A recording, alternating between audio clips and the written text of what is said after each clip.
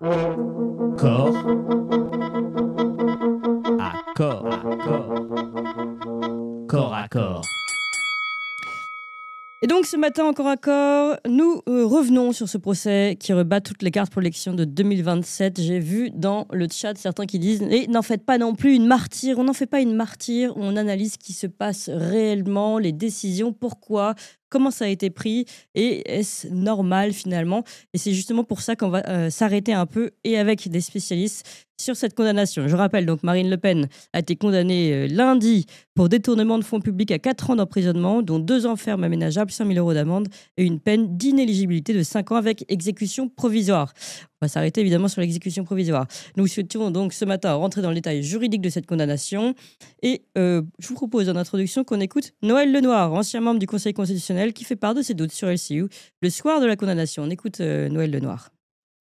Je trouve que cette décision n'est pas fondée en droit.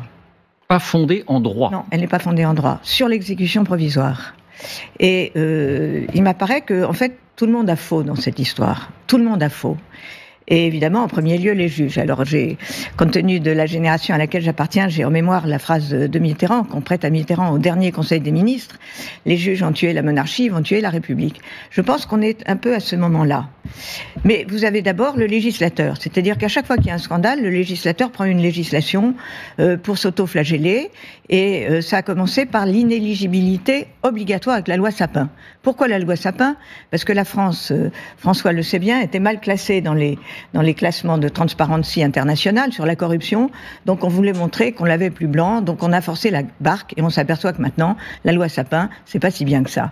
Et donc on a instauré cette inéligibilité automatique, obligatoire, que le juge peut, disons, ne pas prononcer, mais en motivant, et qui a été prononcée dans tous les procès intéressants des politiques depuis cette loi. Alors, ça, c'était donc côté, on va dire, Noël Lenoir, ancien membre du Conseil constitutionnel. Et ce serait intéressant aussi d'entendre de l'autre côté Gabriel Attal, je rappelle, ancien ministre, député des Hauts-de-Seine, qui, lui, ne voit pas le problème. Écoutons son argument à lui. Et on a vu ce parti politique et ses représentants multiplier les outrances, embraser le débat public, allant jusqu'à affirmer que la France ne serait plus une démocratie. Moi, je veux rappeler qu'une démocratie, c'est un État dans lequel les lois s'appliquent. En l'occurrence, c'est le cas. Une démocratie, c'est un État dans lequel les juges ont la garantie de leur indépendance. Une démocratie, c'est un État dans lequel les responsables politiques ne s'immiscent pas dans les décisions qui sont rendues par les juges et par l'autorité judiciaire. Qu'un parti politique, que des personnalités soient en désaccord avec une décision de justice, le manifeste, c'est leur droit. De la même manière qu'ils ont le droit de faire appel de cette décision, précisément parce que c'est le sens de nos institutions. Mais il y a des limites à ne pas franchir et il y a des sujets à ne pas relativiser, notamment celui de notre démocratie et de notre état de droit. Et de la même manière, je crois qu'une autre limite à ne pas franchir, c'est la séparation des pouvoirs. Voilà, donc de son côté, c'est justement cette séparation des pouvoirs, cette démocratie qui est attaquée par le Rassemblement national et particulièrement Marine Le Pen, qui ose remettre en question cette décision de justice. Alors, nous, on aimerait bien comprendre ce qui se passe réellement, qui abuse de la démocratie, de l'état de droit. Est-ce que ce sont les juges avec cette décision ou est-ce que c'est le Rassemblement national avec leur attaque et leur critique de la décision? Voilà, toutes ces questions qui se posent. Et puis ensuite, peut-on craindre un gouvernement des juges, évidemment? Question en sous-main. Alors, pour en parler, je suis très heureuse de recevoir 3 personnes. Catherine Rouvier, bonjour. Bonjour. Merci d'être avec nous. Merci à vous. Vous êtes docteur en droit public et sciences politiques et auteur du livre La France Colin-Maillard, c'est ça? Est-ce que vous pouvez nous rappeler exactement le titre de votre livre et sa maison d'édition? La France Colin-Maillard, oui. Ouais. Je soutiens que le peuple français a un bandeau sur les yeux et qu'il cherche en vain à attraper des politiques qui lui conviennent et qu'on lui enlève. Voilà. D'accord, donc on est tout à fait dans le sujet. C'est un livre qui vient à peine de sortir. Christophe Boutin, bonjour. Bonjour. Et merci beaucoup d'être avec nous ce matin, docteur en sciences politiques, professeur de droit public à l'Université de Caen, co-directeur du livre Contre le gouvernement des juges aux éditions du CERF, avec Frédéric Rouvillois. Vous avez aussi préfacé le livre Le gouvernement des juges, histoire d'un mythe politique, écrit par Frédéric Rouvillois, que nous accueillons également. Bonjour Frédéric Rouvillois. Bonjour. Et merci d'être avec nous ce matin, professeur de droit constitutionnel à l'Université Paris 5, écrivain, conseiller de la Fondation pour l'innovation politique, cofondateur de la Fondation du Pont Neuf et auteur donc de ce livre, Le gouvernement des juges, histoire d'un mythe politique aux éditions Desclés de Brouwer. Et encore Contre le gouvernement des juges aux éditions du CERF. Enfin, co-directeur, toujours. Alors, je voudrais, quand on aborde cette première question, vous avez entendu deux versions, celle de Noël Lenoir, celle de Gabriel Attal. Qui a vraiment raison, finalement? Est-ce qu'on peut attaquer, enfin critiquer une décision de justice? À quel moment, finalement, on rompt la séparation des pouvoirs? Ça, c'est pour l'accusation de Gabriel Attal par rapport au fait de respecter la décision des juges. Et dans l'autre sens, est-ce que cette décision est réellement critiquable? Et si oui, pourquoi? Je vais commencer par Christophe Boutin, si vous le permettez. Eh bien, alors pour répondre aux questions multiples que vous avez posées, est-ce que critiquer une décision de justice, c'est porter atteinte à la séparation des pouvoirs? Très sincèrement, je ne le pense pas. Je crois que là encore, Monsieur Attal pourrait peut-être avoir des idées en droit un peu plus justes. Critiquer une décision de justice, c'est permis, c'est non seulement même permis, mais l'appel, c'est justement cela. L'appel d'une décision de justice, c'est la critique du premier jugement, aller devant un autre juge qui va rejuger l'affaire sur le fond et sur la forme. C'est donc bien qu'il y a une critique de la décision de justice qui est parfaitement acceptée par les juges eux-mêmes. La cassation, d'ailleurs, derrière, sur la forme cette fois seulement, est encore une critique de la décision de justice. Qu'un élu, quel qu'il soit, critique la décision de justice n'apparaît pas en soi choquant. Ce qui peut apparaître choquant, effectivement, c'est la mise en cause un peu systématique des juges. Ça, c'est autre chose, effectivement. C'est oublier que le travail des juges est un travail délicat, c'est oublier que le travail des juges est un travail d'interprétation.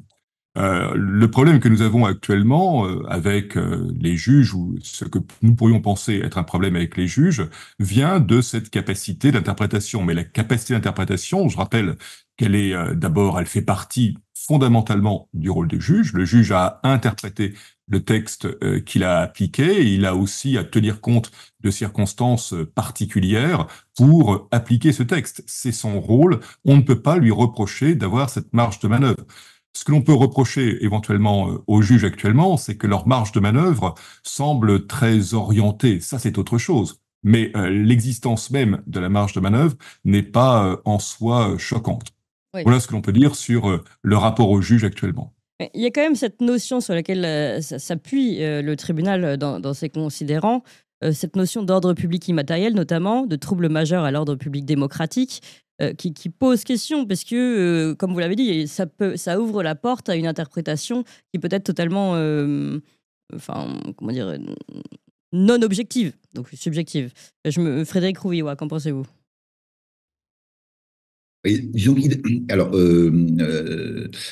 avant de répondre à votre question, effectivement, si on n'a pas le droit de critiquer le juge, je pense que Gabriel Attal est un homme lettré, et par conséquent, il connaît le cas de Voltaire à propos dans l'affaire Calas, ou le cas d'Émile Zola dans l'affaire Dreyfus. Et la question est, voilà, est-ce que pour lui, oui, Voltaire et Zola étaient hors des clous lorsqu'ils critiquaient une décision de justice? Accusaient, oui. Je pense a priori que non. Maintenant, est-ce que le juge, effectivement, va en dehors de ses limites lorsque il utilise des standards ou des éléments qui lui permettent d'avoir des marges de manœuvre? Pas toujours, hein. Effectivement, il y a des juges qui, si je puis dire, jouent le jeu. Là, le problème qui effectivement a choqué les observateurs, à la fois politistes et juristes, hein, et notamment Noël Lenoir, qui joue très bien sa partition en l'occurrence, c'est plutôt le fait que le juge a bidouillé, si vous voulez, effectivement, une motivation, puisqu'on lui demande de le faire, qui ne tient évidemment pas la route dans ces deux points, hein, qui ont été répétés à satiété au cours des débats, et que, notamment en avançant cette notion d'ordre public, que remettrait en cause la possibilité pour une personne d'être candidate à l'élection présidentielle, alors même qu'elle a déjà été jugée en première instance. Donc sans avoir été jugé définitivement, c'est quelque chose qui évidemment laisse pensif et perplexe tout le monde. Donc voilà, on a très bien compris qu'il s'agissait effectivement d'un jugement politique, de même que le premier élément de la motivation, expliquant que il y avait risque de récidive puisque Oui. elle n'était pas d'accord avec finalement l'interprétation que le juge a donné des faits, une interprétation qui elle-même est quand même très contestable et discutable. Voilà. Oui. Donc, en général, le juge, effectivement, fait son travail, il le fait correctement, mais il y a des cas où il y a voilà, ce qu'on appelle parfois avec des roulements de tambour une erreur judiciaire, d'autres cas ce que Jordan Bardella a appelé hier, avec justice à mon sens, une sorte de despotisme judiciaire, c'est-à-dire le juge qui utilise la loi, qui instrumentalise la loi et qui instrumentalise sa propre position pour des intérêts ou des considérations qui ne sont pas celles que le législateur a eu à l'esprit en établissant la règle. Oui, mais alors, je rebondis sur ce que disait tout à l'heure Christophe Boutin. Est-ce le problème du juge et de son interprétation ou est-ce le problème de la loi qui permet ce genre de... Et on peut notamment s'interroger sur la loi Sapin, qui permet ce genre d'interprétation. Écoutez, la loi Sapin, alors là pour le coup, je serais un petit peu dans une position un petit peu très légèrement différente. Le niveau de corruption du monde politique à l'époque où la loi Sapin a été adoptée, le niveau de corruption à l'époque où on va commencer à établir notamment des grandes lois relatives au financement des partis politiques, était tel qu'il fallait bien réagir. Sinon, effectivement, le bas empire romain s'installait définitivement en France. Donc, à mon sens, la loi elle-même peut se défendre. Le problème, en l'occurrence, et tout le monde l'a dit, hein, c'était le problème de l'exécution provisoire de celle-ci, donc avant décision définitive, toutes les voies de recours étant purgées. Voilà.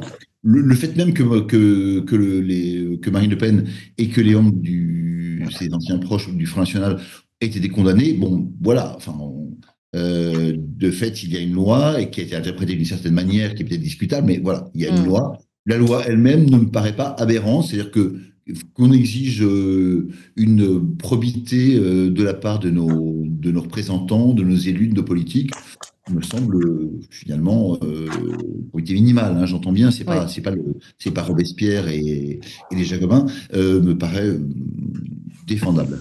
Alors, je vais lire l'extrait de la décision de justice qui parle justement de cette décision à titre conservatoire d'ordonner l'exécution provisoire de cette peine d'inéligibilité. Je vais vous lire et puis, Catherine Rouvier, je vous donnerai la parole pour une réaction à cette explication. Donc, il a été exposé supra, le trouble irréparable, à l'ordre public démocratique. Donc, c'est ce qu'on disait, notion quand même assez immatérielle, donc interprétable peut-être de façon un peu aléatoire, qu'engendrerait le fait qu'elle soit candidate, donc Marine Le Pen, voire élue par exemple, et notamment à l'élection présidentielle, alors qu'elle est condamnée pour détournement de fonds publics, notamment à une peine d'inéligibilité en première instance, et pourrait l'être par la suite définitivement. Dès lors, dans le contexte décrit, eu égard à l'importance de ce trouble irréparable, le droit au recours n'étant pas un droit acquis à la lenteur de la justice, il apparaît nécessaire, selon le tribunal, à titre conservatoire, d'ordonner l'exécution provisoire de cette peine complémentaire d'inéligibilité. Alors, Catherine Rouvier, comment vous réagissez donc à cette décision des juges? Je pose la même question que je posais à Christophe Boutin et Frédéric Rouvillois. Est-ce un gouvernement des juges? Est-ce qu'on peut craindre ce genre de dérive? Est-ce un problème de loi ou est-ce, comme le dit Gabriel Attal, à l'inverse, un problème de ces partis qui ne reconnaissent pas la libre juridiction et le droit des juges de statuer comme ils le sentent? Alors, je voudrais revenir un petit peu sur ce qu'a dit tout à l'heure Frédéric Rouvillois, que je salue. Il a parlé de bidouillage et ce que vous venez de dire sur la nécessité, parce que c'est surtout ça qui pose problème, hein, sur la nécessité d'une application immédiate de l'inéligibilité.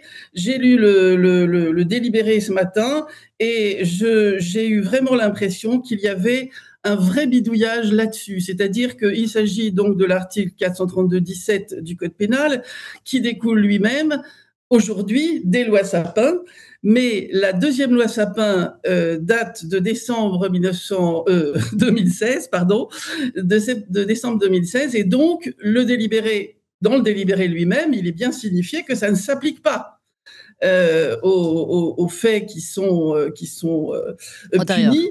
Oui. Et simplement, il y a une recherche pathétique, je dirais, hein, à la fois des intentions du législateur de 1992, hein, on remonte jusque-là, et à la fois quelque chose que je n'ai pas beaucoup vu, mais peut-être mes éminents collègues me contrediront, l'appel à des lois postérieures. Ça, c'est assez extraordinaire.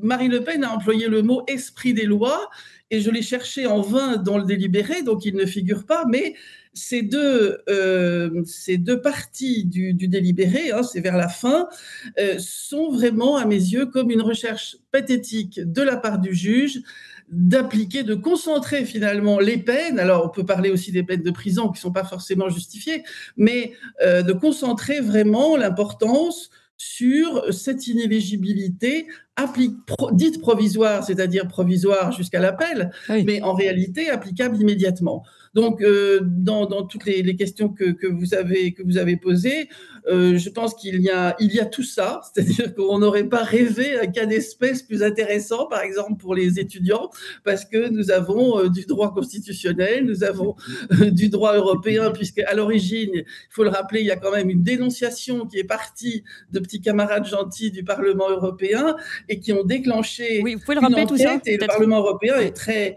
équipé hein, pour ces enquêtes. Hein, c'est pas le Parlement français. Est-ce que vous voulez bien rentrer dans le détail sur cette affaire, parce que je suis pas sûre que tout le monde soit au courant dans nos auditeurs. Quelle affaire? Par rapport au fait que ça part d'abord de l'Union européenne, oui.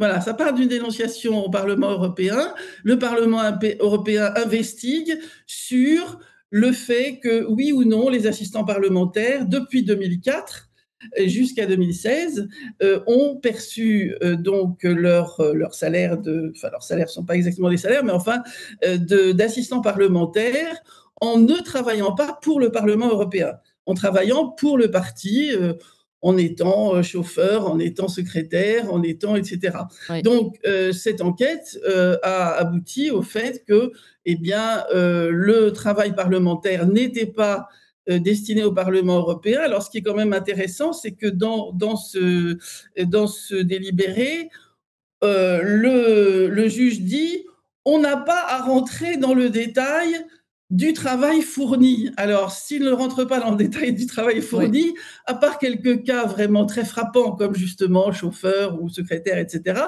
pour le reste, ça paraît difficile. C'est quelque chose qui, je dirais, qui est monté en épingle, qui existe. Il y a effectivement un doute sur l'utilisation de l'argent destiné aux assistants des parlementaires, mais il y a véritablement, je pense, dès le départ, une volonté de faire un travail, certes, juridique et judiciaire, mais aussi politique. Parce que ce qui est intéressant, qu'on n'a pas forcément entendu là dans l'extrait de Noël Lenoir, c'est qu'elle rappelle aussi que c'est condamnable ce qui s'est passé, mais que ça reste un délit. Donc en fait, un délit qui ne mérite pas forcément une telle condamnation. Est-ce que c'est aussi ça qui est ici choquant, en plus du fait que ce soit de cette exécution immédiate de l'inéligibilité, c'est une peine qui paraît bien supérieure à ce que pourrait entraîner une faute que le parti doit payer s'il y a véritablement faute. C'est ce qui a l'air d'être entendu désormais. Mais est-ce qu'il n'y a pas aussi une aggravation de la peine, Catherine Rouvier ? Ça semble assez extraordinaire. En effet, nous sommes dans un pays, alors là je parle de la France, puisque le pénal n'est pas exercé en l'occurrence par le droit européen, mais par le droit français. Ça paraît assez extraordinaire dans la mesure où nous avons des crimes qui ne sont pas du tout punis de 4 ans de prison en France. Donc on est un petit peu dans un registre qui, au nom de la démocratie, qui par ailleurs n'est pas exemplaire chez nous, je me permets quand même de le faire remarquer, au nom de la démocratie, d'une atteinte qui serait portée, criminalise finalement un délit. Oui. Christophe Boutin, il y a un autre élément qui est intéressant dans cette décision de justice, c'est le fait qu'il fasse appel, enfin plutôt qu'il rappelle l'atteinte aux intérêts de l'Union européenne. Je cite l'extrait. Donc, l'atteinte aux intérêts de l'Union européenne revêt une gravité particulière dans la mesure où elle est portée non sans un certain cynisme, mais avec détermination, par un parti politique qui revendique son opposition aux institutions européennes. Et ça semble faire partie presque des considérants et d'une aggravation, on va dire, du cas du parti du Rassemblement national. Est-ce que en soi, ça, c'est pas un élément qui prouve, qui illustre le deux poids deux mesures et ici l'orientation politique de ce jugement, Christophe Boutin?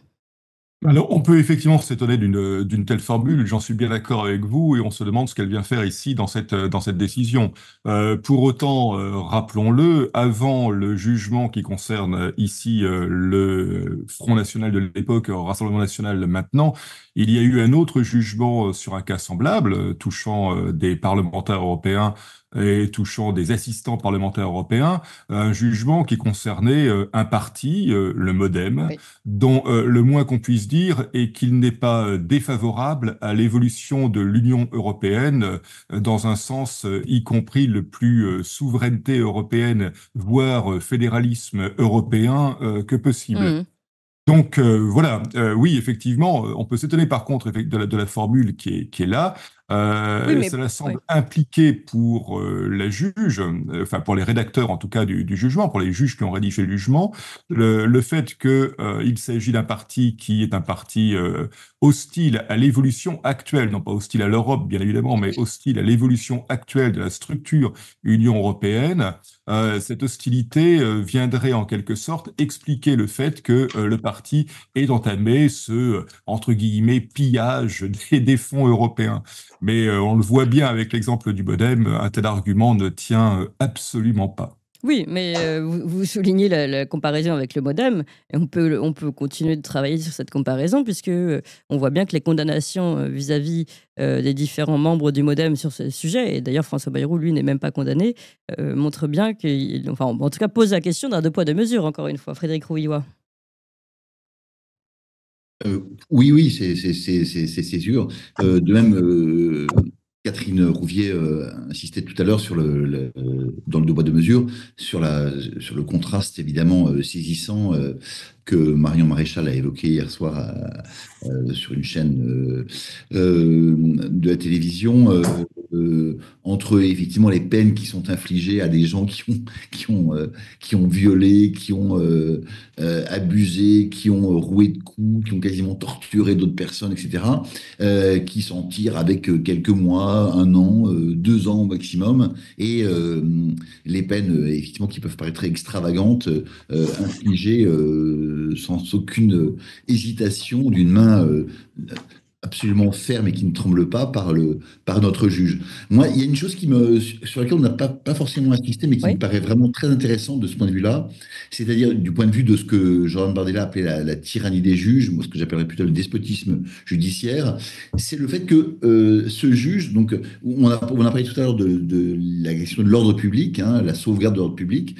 Ce qui est assez amusant pour des juristes, enfin amusant, intéressant en tout cas, c'est que le juge en question précise qu'il s'agit, dit-il, d'un objectif de valeur constitutionnelle.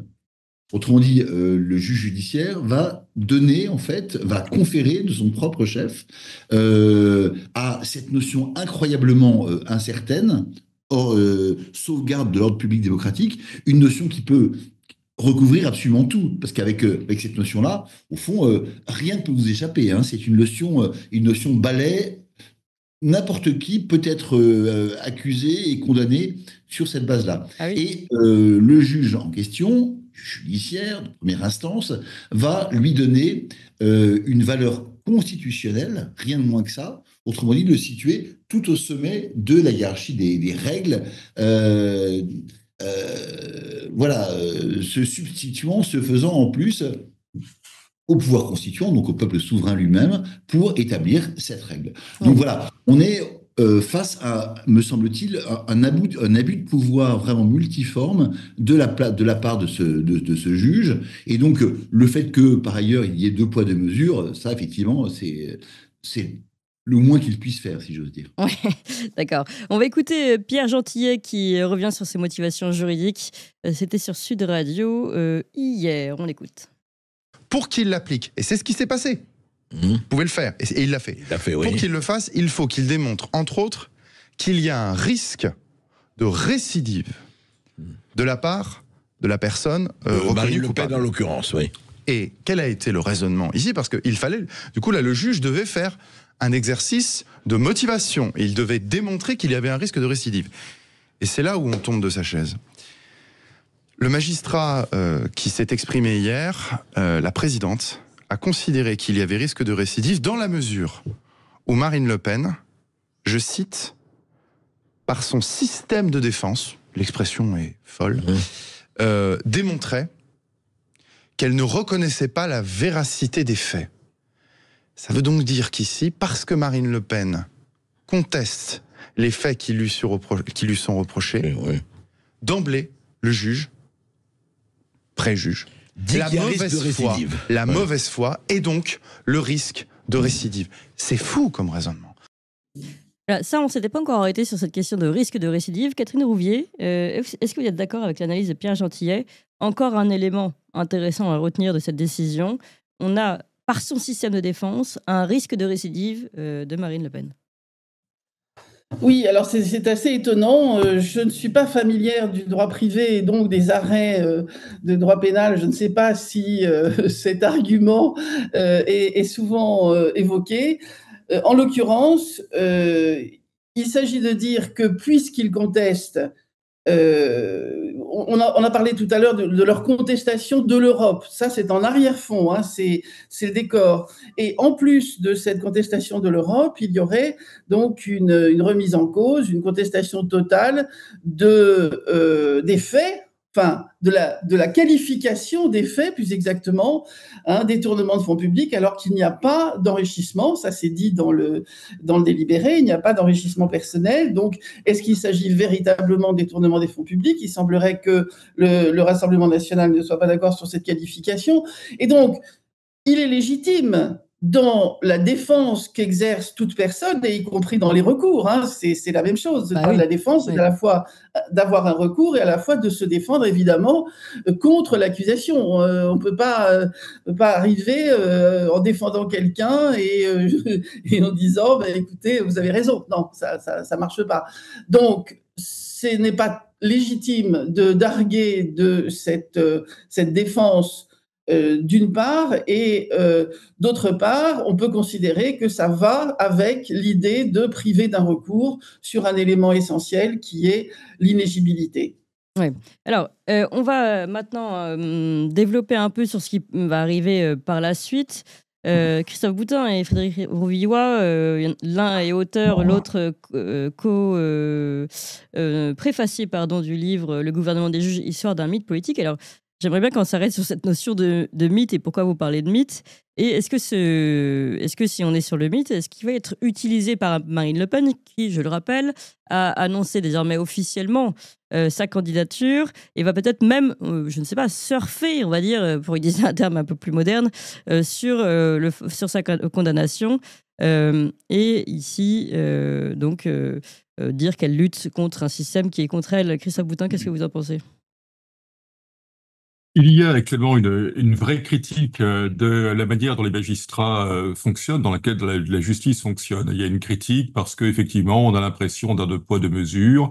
On a l'impression d'un déséquilibre. On a l'impression que parfois, face aux législateurs, qui, je le rappelle, représentent quand même le peuple souverain, le juge impose des choix. On a l'impression que les interprétations que j'évoquais tout à l'heure, qui sont, encore une fois sont naturelles, sont obligatoires, que les interprétations du juge vont à rebours de vœux, des attentes de la majorité des Français dans un certain nombre de domaines.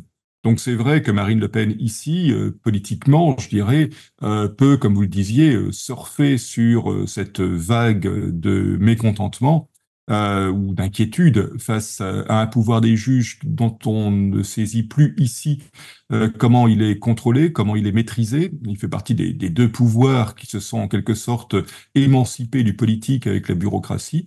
Et de ce côté-là, on a effectivement une question d'organisation des pouvoirs, une question de fonctionnement de la démocratie qui est importante. Mais sur le mythe, je renvoie au travail de mon éminent collègue dont je n'ai été que le préfacier ici, Frédéric Rouvillois, qui lui a décortiqué justement dans son ouvrage ce gouvernement des juges, l'historique de la notion. Oui, bah alors Frédéric Rouvillois, qu'est-ce que vous en pensez? Écoutez, on ne va pas repartir sur des questions de philosophie, sur la définition de qu'est-ce que c'est qu'un mythe, etc. Mais l'idée qu'il y avait derrière, effectivement, c'est le fait que cette notion est une notion relativement, gouvernement des juges, est une notion relativement incertaine et qui très souvent, effectivement, a été utilisée comme un mythe au sens de Georges Sorel, c'est-à-dire non pas comme la description d'une réalité, mais comme un élément du combat politique, un élément du... Voilà. En l'occurrence, je pense qu'il y a dans les mois et les années à venir, l'un des mythes et l'un des combats qui vont se présenter, ce serait, et qui est bien illustré, me semble-t-il, dans ce jugement déjà, c'est le combat non pas côte à côte, mais l'un contre l'autre, entre l'état de droit et le gouvernement des juges. Le gouvernement des juges, ou le despotisme des juges, c'est voilà, des juges qui effectivement utilisent leur position pour soit quasiment diriger le système en modifiant les règles, soit utilisent les règles existantes pour, dans leurs intérêts particuliers ou idéologiques ou autres, comme c'était le cas dans le jugement donc de lundi. L'état de droit, c'est pas du tout le fait que les juges ont tous les pouvoirs, contrairement à ce que Gabriel Attal, par exemple, semble laisser entendre. C'est au contraire le fait qu'il y a des lois qui doivent être effectivement appliquées telles qu'elles ont été établies à l'origine, sans que les juges puissent s'en servir pour faire n'importe quoi, et donc notamment dans pour accomplir leur agenda idéologique, si je puis dire. Donc voilà, je pense que les temps à venir s'ouvrent sur le combat entre deux mythes opposés.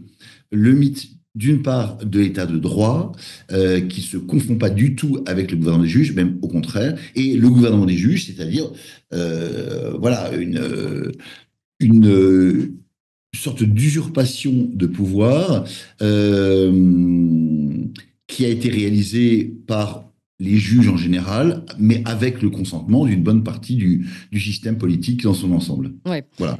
Je vous propose d'écouter cette fois-ci Henri Guénaud, qui a réagi aussi, qui lui demande une grâce présidentielle. On écoute Henri Guénaud. De vos voeux. Elle a parfaitement le droit de dire je préfère aller en appel, voilà. Mais parce qu'elle ne veut pas reconnaître sa culpabilité, ce qui est tout à fait son droit. Il peut être gracié par son adversaire numéro 1 politique. Non. Aux deux dernières présidentielles, je suis pas sûr que c'est terrible dans le débat politique, c'est que c'est pas je ne demande pas à Emmanuel Macron de gracier Madame Le Pen. Je demande au président de la République de remplir les devoirs de sa charge. Voilà. Alors il y a un tas d'imbéciles sur les réseaux sociaux, c'est scandaleux, non, il faut respecter le droit, ça fait partie de notre état de droit. Voilà. Catherine Rouvier, parmi justement les différentes solutions, on va dire, ou voies de recours pour Marine Le Pen, évidemment, on sait qu'elle a fait appel, on sait que cet appel désormais que la Cour d'appel pourrait donner une décision, rendre une décision à l'été 2026, donc avant l'élection présidentielle. On va peut-être s'arrêter un petit peu là-dessus d'ailleurs.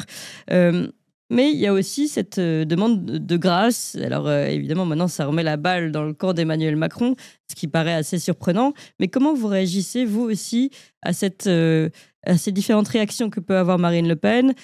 Et puis, on a aussi cette organisation d'un meeting de soutien à Marine Le Pen, donc populaire, donc le peuple contre le gouvernement des juges. Et là, je reviens sur cette idée de surfer sur la vague, finalement, et de profiter, on va dire, de cette... vision assez forte d'un gouvernement des juges pour liguer encore plus de monde. D'ailleurs, on peut signaler qu'elle a gagné plus d'adhérents, plus de monde derrière elle. C'est un problème très ancien qui est dû au fait que des gens qui sont aimés du peuple peuvent tout à fait être élus, quelles que soient par ailleurs les charges qui ont pesé contre eux, et même quelles que soient les condamnations. On peut remonter jusqu'à Jules César. Jules César disait, la veille de sa prise de pouvoir, soit je prends le pouvoir demain, soit je suis en prison. Voilà. Donc, c'est un problème éternel. On l'a vu avec énormément d'élus, les Balkany, etc. On a vu que les suffrages populaires sont parfaitement indifférents, semble-t-il. Alors, sauf crime de sang, évidemment. Je parle là de délits ordinaires et comme on en voit là. Eh bien, sont parfaitement indifférents. C'est-à-dire que ils aiment quelqu'un. Il y a une relation personnelle. C'est pour ça, d'ailleurs, que ce jugement soit dirigé contre Marine Le Pen, c'est très clair, parce que le Front National, lui, il va continuer. Et il n'est pas en tant que tel attaqué par ce jugement, oui. Mais il y a un attachement à la personne de Marine Le Pen, comme il y avait un attachement à Jean-Marie Le Pen. Il y a ce nom de Le Pen qui est honni par les médias et, au contraire, aimé comme une famille régnante, en quelque sorte, par beaucoup d'électeurs ou beaucoup de sympathisants. Donc, évidemment qu'elle va capitaliser là-dessus. Voilà, on ne peut dire que ça, parce qu'on ne sait pas quelle ampleur va prendre ce séisme politique. Oui. Alors, vous avez écrit le livre, donc La France, Colin Maillard, Fillon hier, Le Pen demain. C'était avant la décision de justice. Oui, j'ai terminé ça en novembre et je ne savais pas du tout ce qui allait se passer, mais je me doutais que c'était une possibilité quand même. Oui. D'ailleurs, le délibéré rappelle l'affaire Fillon. C'est intéressant. Il y a quand même, en laissant comme ça affleurer une continuité d'action politique contre tous les concurrents, tous les leaders d'opposition qui seraient susceptibles d'être plébiscités, d'être portés au pouvoir par le peuple. Fillon à l'époque et Marine Le Pen aujourd'hui. Oui, ce qui est intéressant, et ça fait partie des éléments aussi qui sont beaucoup entendus depuis 2 jours, c'est que Marine Le Pen était donnée aussi dans les sondages comme étant probablement une des gagnantes des élections présidentielles à 37%. Et dans l'autre sens, un sondage Odoxa Backbone pour le Figaro révèle que 65% d'entre eux ne se disent pas choqués par le jugement rendu contre Marine Le Pen, jugement de lundi. Comment vous réagissez à ça, Catherine Rouvier? Comment comprendre que les Français, dans ce sondage en tout cas, n'ont pas l'air, 37% même se disent satisfaits, n'ont pas l'air choqués par cette décision de justice? Déjà, il y a plus que 37% qui est choqué, déjà. Donc, ça peut monter à 45%. Non, parce ceux que qui sont dans le sondage, je donne un sondage. Donc, Odoxa Backbone pour le Figaro révèle que 65% d'entre eux ne se disent pas choqués. C'est ça. Et 37%, ah oui, dans le sens, d'accord. Et 37% se disent même satisfaits. Donc, oui. Voilà. Donc, il reste ceux qui sont sympathisants, disons, même s'ils ne sont pas électeurs du Rassemblement national. Et d'autre part, écoutez, c'est ce que j'explique tout au long de mon livre. Je fais un peu l'historique de ce conditionnement psychologique qui consiste à considérer qu'il y a quelqu'un qui doit être ostracisé, qui au départ est Jean-Marie Le Pen. Et puis, ça va s'étendre. Ça s'étend aujourd'hui considérablement, que ce soit Éric Zemmour, que ce soit un certain nombre de gens, que ce soit Bolloré, que ce soit Hanouna, que ce soit etc. Tous ceux sur lesquels pèse un soupçon finalement d'être opposés au vu du pouvoir, quel qu'il soit, que ce était au moment du Covid, que ce soit maintenant, eh bien, il y a un conditionnement qui fait que les gens ont peur à ce moment-là. Les gens ont peur d'être considérés comme complices, en quelque sorte, de ces gens si jamais ils les soutiennent. Oui. Alors, même question, Christophe Boutin, Frédéric Rouvillois, pour finir. Comment, à votre avis, peut évoluer, là, on sait qu'il y a cette décision à la Cour d'appel. Est-ce que ça peut véritablement atteindre l'élection présidentielle pour la suite? À quel point ça va toucher la population? Évidemment, on ne connaît pas encore la décision de la Cour d'appel de Paris, mais que ce soit une décision qui va dans le sens de Marine Le Pen ou contre elle, ça ne pourra qu'avoir un sens politique, Christophe Boutin.